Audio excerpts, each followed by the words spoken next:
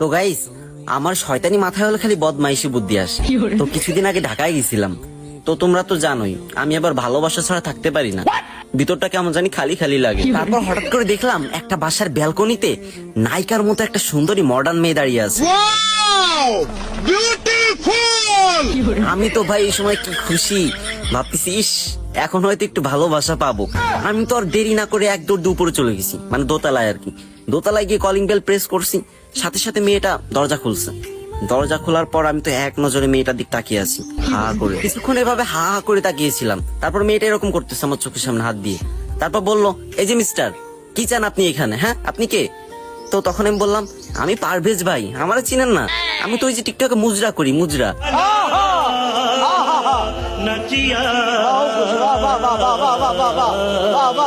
তো আপনার এখানে কি একটু ভালোবাসা হবে? তখন মেয়েটা রেগে মেগে বলে উঠলো, এই শয়তান ছেলে, তোর ঘরে কি মা বোন নাই? তখন আমি বললাম যে মা বোন তো আছে, কিন্তু একটু ভালোবাসা নাই। শুনলাম আপনি নাকি সবাইকে ভালোবাসা দেন, তো আমাকে একটু ভালোবাসা দেন না প্লিজ। তখন মেয়েটা বলে উঠলো, আর এভাবে হা করে তাকিয়ে থাকার কি আছে? আগে কি কখনো মেয়ে মানুষ দেখিসনি? তো তখন আমি বললাম, মেয়ে মানুষ তো দেখছি, বাট আপনার মতো কাউকে দেখিনি। আহ কি সুন্দর, গরুর মতো টানা টানা চোখ, গাধার মতো হাসি।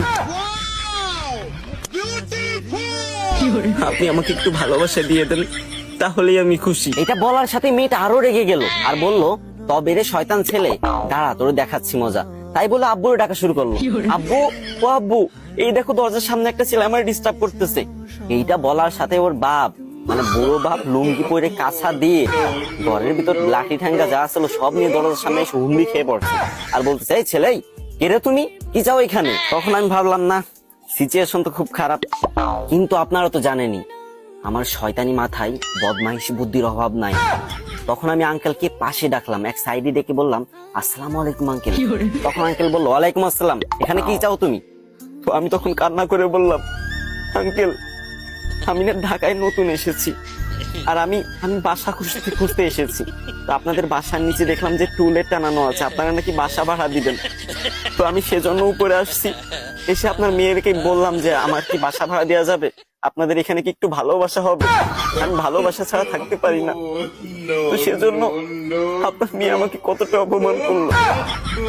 আমি লাগবে না আমার বাসা ভাড়া। তখন আঙ্কেল বললো, না না না বাবা, তুমি আমাদের এখানে বাসা ভাড়া নাও, আর আমার মেয়ের কথাই কিছু মনে করো না, ও তো ছোট মানুষ, তাই একটু ছেলে মানুষই করে।